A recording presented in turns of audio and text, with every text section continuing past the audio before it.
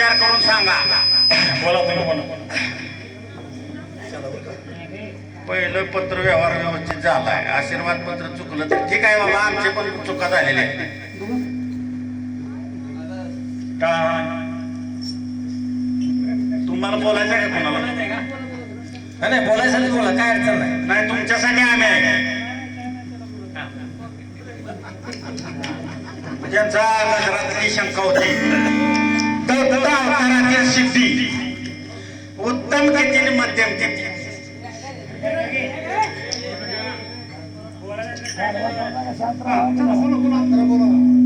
आता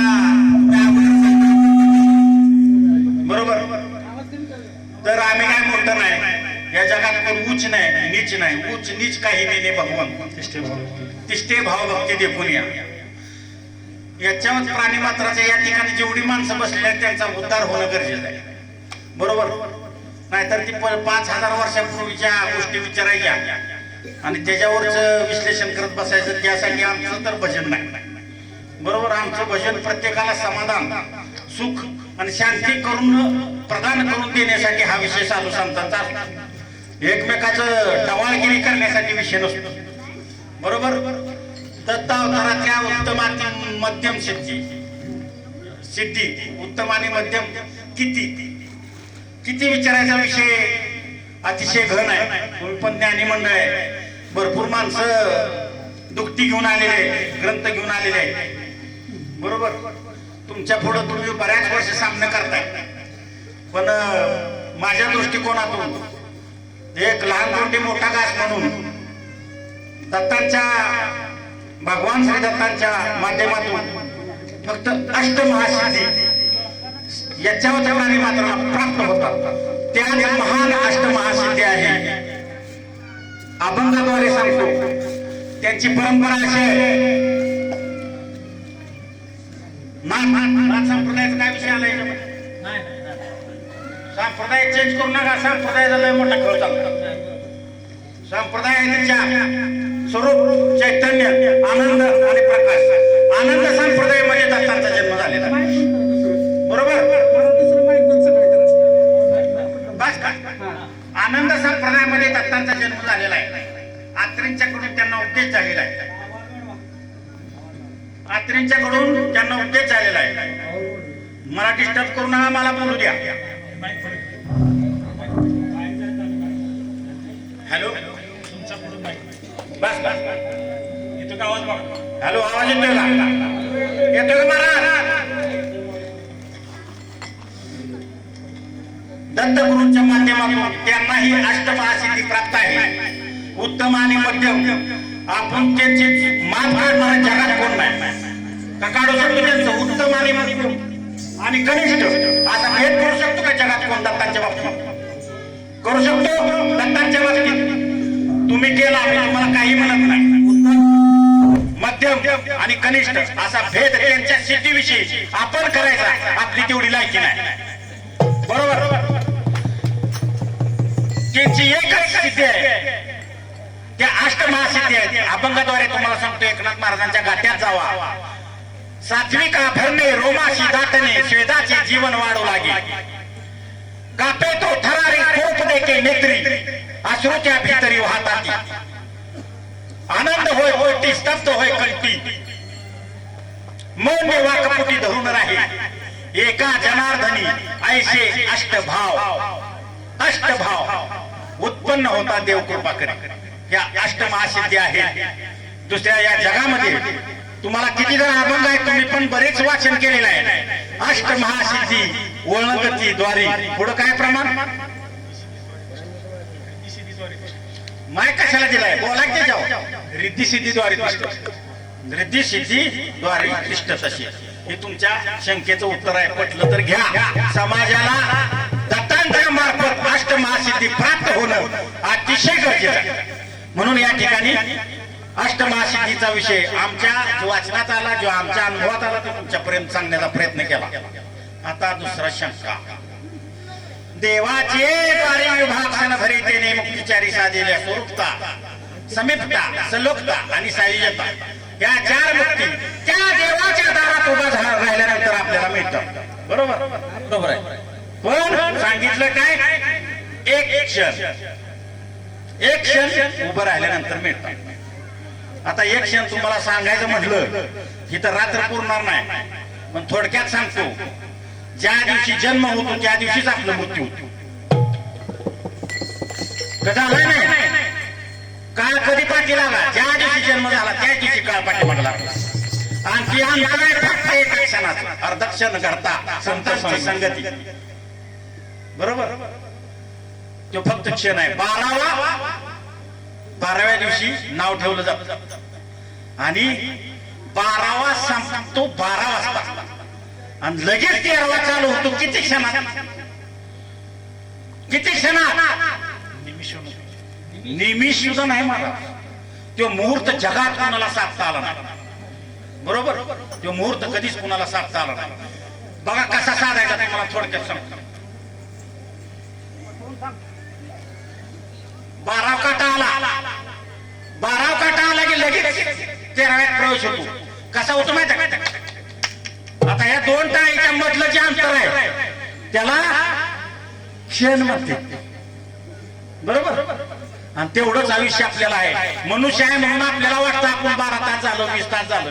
कुठल्या जनावराच्या योनीत जावा, तिथं वाराचाही पत्ता नाही, कशाचाही पत्ता नाही. आपल्याला कळतंय म्हणून आपला फक्त एक क्षणाचा जन्म आहे. त्या जन्मामध्ये ज्ञानेश्वर महाराजांनी मेख मारून ठेवलेले हरिपाठामध्ये.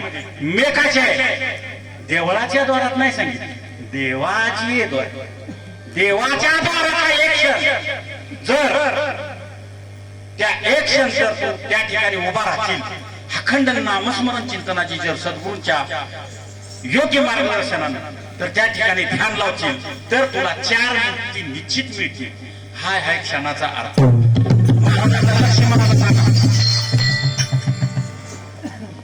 महाराजांचा प्रश्न सांगा, लक्ष म्हणायचं, मन कशाला म्हणायचं?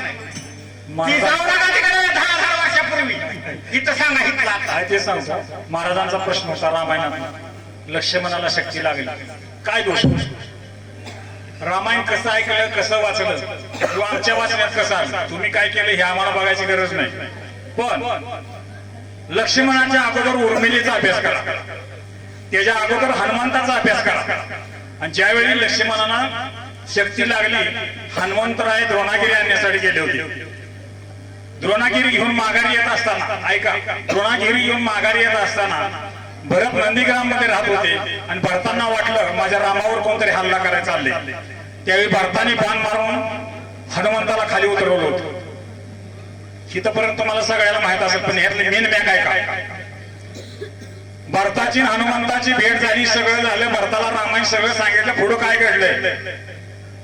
पण हनुमंतरायांच्या तोंडातलं एक वाक्य होतं, मी जर दिवस उगवायच्या आत गेलो नाही तर लक्ष्मणाचा प्राण वाचणार नाही.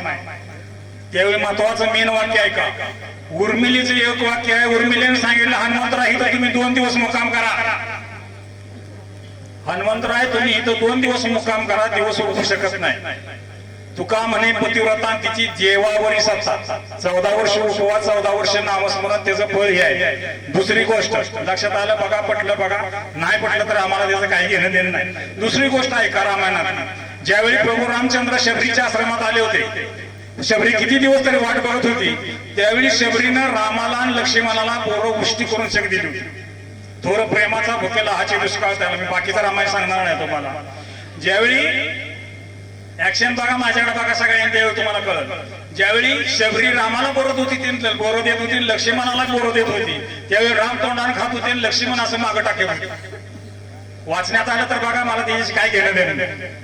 राम तोंडाने खात होते, लक्ष्मण असे मागं टाकत होते. त्या बोराचा द्रोणागिरी पर्वत तयार झाला आणि त्या द्रोणागिरी पर्वताची बुटी लक्ष्मणाला ज्यावेळी जी दिली गेली त्यावेळी लक्ष्मण जीवन झाले.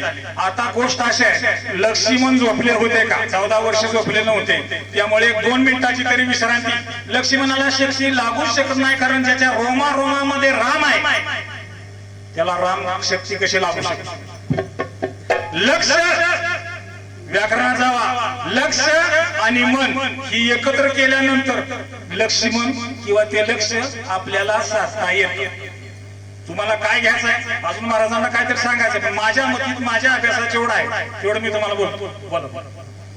लक्ष आणि मनाची रेषा सीतेनं ओलांडली म्हणून सीतेला काय रावणानं पळवून नेली. बरोबर. ज्याचं लक्ष आणि मन ताब्यात आहे, बरोबर, त्याला अहंकार नावाचा रावण कधीच उचलून नेऊ शकत नाही. असा विषय आहे. तुम्ही शंका विचारली, अतिशय शंका बरोबर आहे, पण त्याचा विपर्यास म्हणजे रामायणात न नेता आपल्या जिंदगीत कसा येईल हा विषय फक्त आमच्या मंडळात. आपल्या जीवनात लक्ष आणि मन कसं एकत्र होईल रामायणात न जाता आपल्या घरात रामायण चालू आहे. बरोबर. त्या रामायणाच्या ठिकाणी आपण अनुसंधान देऊन कसं काय संसार करायचा ह्या उद्देशासाठी आपला विषय आहे. गडबड करू नका, रात्रभर सामना आहे, गडबड करू नका. शंका विचारायच्या त्या आता झाले का शंका यायच्या? दोष कुठला लागला होता सांगितलं? लक्ष्मण रेषेचा दोष तुम्ही अर्धवट सोडू नका हो. पहिला दोष कुठला सांगितला तुम्ही? द्रोणागिरी पर्वतात. आणि दुसरा दोष राम पळत गेलं ते गेलं, लक्ष्मण पण त्यांच्या पाठीमागे पळत गेले, हा दोष लागला. बरोबर. हा दोष लागलाय. राम पळत गेलं ते गेलं, ज्यानं रेषा वळली सीतेला पळवून नेलं ती पण त्यांच्या पाठीमागे पळत गेली, हा दोष आहे. आणि लक्ष्मणाला शेवट देहांत प्रायचित्ताची शिक्षा दिलेली आहे. कुणी? प्रभू रामचंद्र देहांत प्रायचित्ताची शिक्षा दिलेली आहे. आता आमच्या शंका आहे काय? शरीरात लिहून घ्या, आपल्या शरीरात निर्गुणाची वस्ती कुठं आहे? पहिली शंका. दुसरी शंका, संत म्हणतात आम्ही वैकुंठीवासी आलो याचे कारण आलो याच कारणाशी, आम्ही वैकुंठात राहतो. देव म्हणतो तो मी वैकुंठी नसे, एक वेळ भानुकी बी नसे, वरी योग्यांची मानसे उमरवली जाई, वरी तयापाशी मी पांडवा, मी हरवला मी माझा योसावा, जेथे नाम भोज परवा करी ती माझा, किंवा तू मन मीची करी माझ्या भोवली प्रेम धरी, सर्वत्र नमस्कारी मजे काते माझे अनुसंधाने दे, संकल्प झाले निश्चय मध्याची तो याची नाव ऐसा मी आकेला होशील, तो तू माझ्या स्वरूपा पावशी, ज्ञान चक्रमीचे बुजे तुझं पाशी बोलायचं ताशी. महत्वाचा मुद्दा यातला असा आहे, अतिशय महत्वाचा मुद्दा. देव वैकुंठ सोडून भक्ताच्या हृदयामध्ये जिथं नामस्मरण करतो त्या ठिकाणी देव येते. संत म्हणतात आम्ही वैकुंठवासी. तर एक मला माझ्या पामराला माझ्यासारख्या साध्या माणसाला एक अशी शंका उपस्थित झाली की एक अभंग आहे, निरंजनी आम्ही बांधलेले घर. ती निरंजनात कसं घर बांधायचं तेवढं तुम्ही सांगा.